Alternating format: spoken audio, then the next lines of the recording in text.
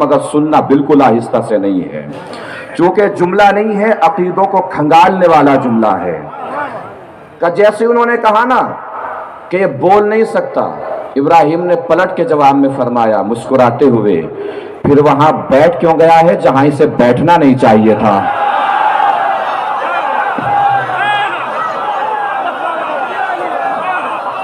پھر وہاں کیوں بیٹھ گیا جہاں اسے بیٹھنا نہیں چاہیے تھا؟ وہ بن کے کیوں بیٹھ گیا جو اسے بننا نہیں چاہیے تھا؟ اچھا، بننا ایک ایسی چیز ہے بننا کہ 10 لوگ مل کے کسی کو کچھ بھی بنا سکتے ہیں۔ بس 10 لوگوں کو تھوڑا سا پلان کرنا پڑے گا، کچھ بھی بنا سکتے ہیں آپ کسی کو۔ 2-4 شعر آ کے ممبر پہ پڑھتے وقت کانفیڈنس نہیں ہوگا، اتر کے چلے 10 لوگ بس مسافہ کرتے ہوئے اتنا کہہ دیں بہت اچھے شعر تھے، آتے وقت شاعر نہیں تھا، باہر نکلتے وقت شاعر ہو جائے گا۔ 1 گھنٹہ کو یہاں آ کے بولے، چلتے وقت بس آپ لوگ مل کے اس سے کہہ دیجئے کہ ایسی ہی مجلس ہونی چاہیے۔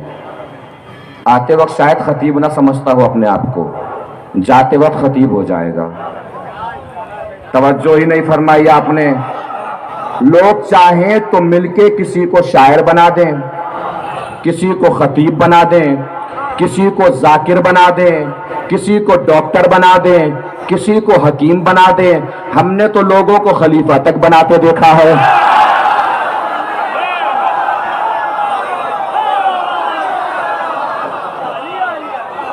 نہیں پہنچی بات، اب جملہ پہنچ جائے اور میرا نظریہ آپ کے نظریے سے مل جائے تو پوری طاقت سے میری آواز میں آواز ملا دیجئے گا۔ دنیا چاہے کسی کو کچھ بھی بنا دے، حکیم بنا دے، ڈاکٹر بنا دے، شاعر بنا دے، خلیفہ تک بنا دے، تنہا ترین اکیلا انسان ہے علی، جس کو دنیا نے خدا بھی بنانا چاہا مگر نہ بنا۔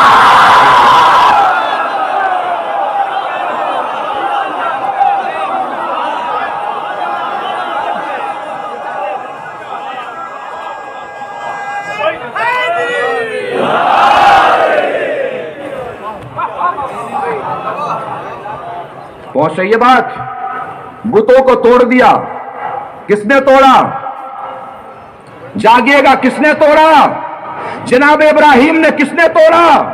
جناب ابراہیم نے۔ قرآن نے آواز دی، انہو کانا صدیقا نبیّا، ابراہیم میرا صدیق نبی ہے، ابراہیم میرا صدیق نبی ہے، ابراہیم میرا صدیق نبی ہے۔ کیوں؟ اس لیے کہ بتوں کو توڑا، قرآن کا نظریہ سمجھ میں آ گیا۔ بتوں کو توڑنے والا صدیق ہوتا ہے، بتوں کے سامنے سجدہ کرنے والا صدیق نہیں ہوتا۔ بتوں کو توڑنے والا صدیق ہوتا ہے، بتوں کے سامنے سجدہ کرنے والا صدیق نہیں ہوتا۔ اور بلندی پہ لے چلوں بھائی، جو زمین پہ کھڑا ہو کے بتوں کو توڑے وہ صدیق ہوتا ہے، جو رسول کے کاندھے پہ چڑھ کے بتوں کو توڑے وہ صدیق اکبر ہوتا ہے۔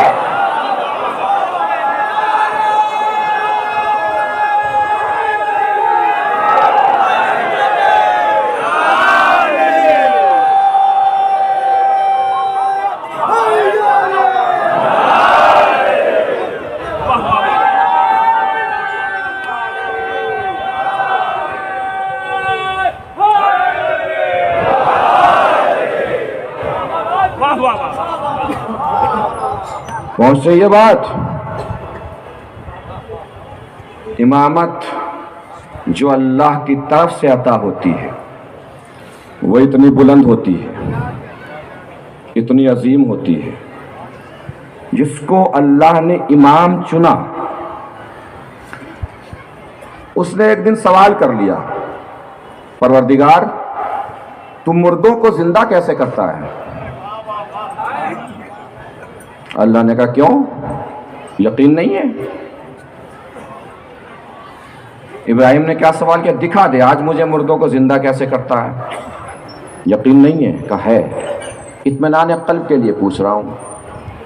اللہ نے جواب دیا ٹھیک ہے ایسا کرو، خذ اربعۃ من الطیر، 4 پرندے لو، ان کو خود سے مانوس کرو، کاٹو، الگ الگ پہاڑوں پہ بکھیر دو، बुलाओ गे दौड़े चले आएंगे, दौड़े चले आएंगे, दौड़े चले आएंगे।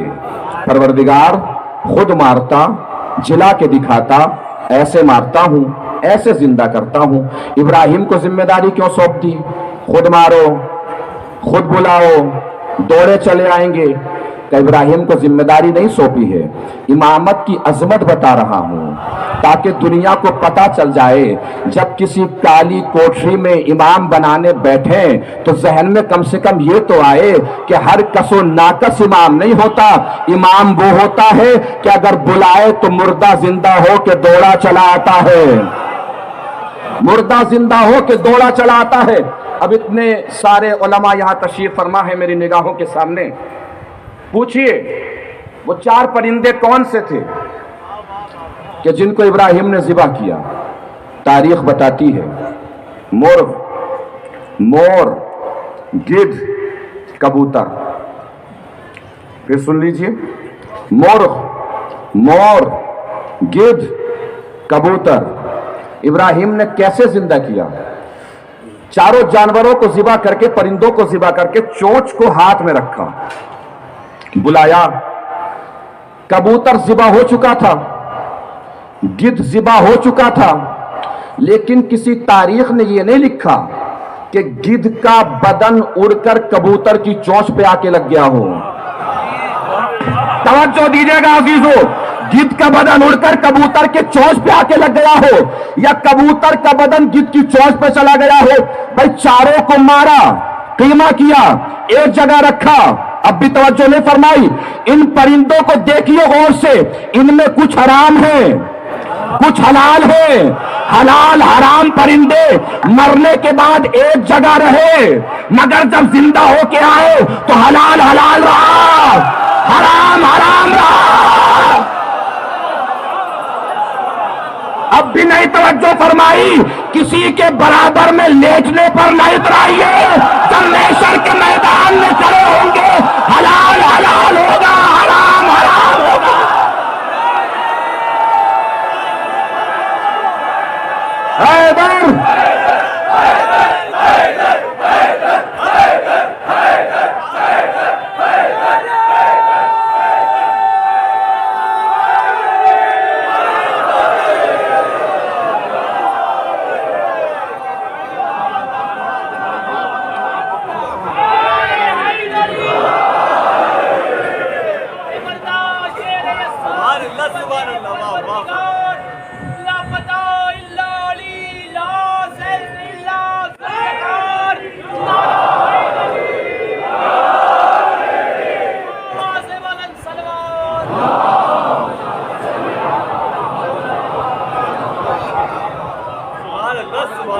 सलामत रहिए।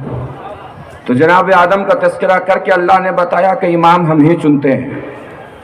जनाब इब्राहिम का तस्करा करके अल्लाह ने बताया कि इमाम हम ही चुनते हैं। एक और तस्करा, बड़ा अजीम तस्करा, यही शायद आखिरी तस्करा हो और बात यहीं से अपनी मंजिल तकमील तक पहुंच जाएगी। जनाब मूसा का भी तस्करा करके यही बताया कि खलीफा, वजीर, इमाम हम ही चुनते हैं। जनाब मूसा मदाइन की तरफ से चले, मिस्र की तरफ आ रहे हैं, साथ में अहलिया भी हैं, ज़ौजा भी। तकलीफ महसूस फरमाई जनाब मूसा की ज़ौजा ने। तकलीफ को ख़त्म करने के लिए जनाब मूसा एक पहाड़ की तरफ चले, देखा कि आग जल रही है। जनाब मूसा और करीब हुए, जिस दरख्त से नूर निकल रहा था वहां से आवाज आई, मूसा तुम वादिये मुकद्दसे तुवा में हो, अपनी जूतियां उतार दो। वादिये मुकद्दसे तुवा में हो, अपनी जूतियां उतार दो। जनाब मूसा को वहां इल्म हुआ कि मूसा को जिम्मेदार बना दिया गया है कि जाना है और जाके फिरौन की हिदायत करनी है। मूसा ने कहा परवरदिगार तन्हा कैसे, अकेले कैसे? अब मूसा ने फरमाया वजअल्ली वजीरम मिन अहली हारूना अखी, परवरदिगार اس مشکل ترین کام کے حل کے لیے میرے بھائی ہارون کو میرا وزیر بنا دے، جو کہ میرے ہی اہل سے ہے، میرے ہی گھر سے ہے۔ توجہ نہیں فرمائی آپ نے؟ جگہ خود بتا رہے ہیں، رشتہ خود بتا رہے ہیں، نام خود بتا رہے ہیں، بنا بھی خود لیجئے، بنا بھی خود لیجئے نا۔ موسیٰ شاید جواب دیں نام پیش کرنے کا حق ہے، بنانے کا حق نہیں ہے، بنائے گا اللہ ہی۔ اب دعا کیا کی تھی؟ ایسا وزیر دے جو میرے ہی اہل سے ہو، میرے ہی گھر سے ہو، یعنی میرے گھر سے مجھے وزیر دے۔ ایک دعا آخری نبی کی، بسم اللہ الرحمن الرحیم، رب ادخلنی مدخل صدق واخرجنی مخرج صدق واجعل لی من لدنک سلطانا نصیرا۔ موسیٰ نے کہا تھا میرے گھر سے دے، آخری نبی نے کہا اپنے گھر سے دے۔ موسیٰ نے کہا میرے گھر سے دے، آخری نبی نے کہا اپنے گھر سے دے۔ بھائی موسیٰ نے اپنے گھر سے مانگا، انہیں اپنے گھر سے مل گیا، آخری نبی نے خدا کے گھر سے مانگا، انہیں خدا کے گھر سے مل گیا۔ لیجئے وحی میں آ گیا، صبح سے میسج آ رہے ہیں، آخری مجلس ہے، آج تو پڑھ ہی دیجئے، آج تو بتا ہی دیجئے۔ دنیا ہم سے کہتی ہے صرف علی ہی کی فضیلتیں بیان کرتے ہو۔ جب بھی کوئی کہے صرف علی کی فضیلتیں بیان کرتے ہو، پلٹ کے کہا کیجیے ہم سے نہ لڑیے، بڑوں سے لڑیے۔ اللہ سے پوچھئے قرآن میں 313 آیتیں علی ہی کی شان میں کیوں نازل فرمائی؟ قرآن میں 313 آیتیں علی ہی کی شان میں کیوں نازل فرمائی؟ رسول سے پوچھئے ایک ہی بیٹی دی، وہی علی سے بیاہ دی۔ اللہ سے پوچھئے ایک ہی گھر بنایا، اس میں بھی علی کو اتار دیا۔ علی کی پیدائش کے وقت کعبے کی دیوار پھٹ گئی تھی، کعبے کی دیوار پھٹ گئی تھی، کعبے کی دیوار پھٹ گئی تھی۔ دنیا ہم سے کہتی ہے ہمارے دماغ میں علی نہیں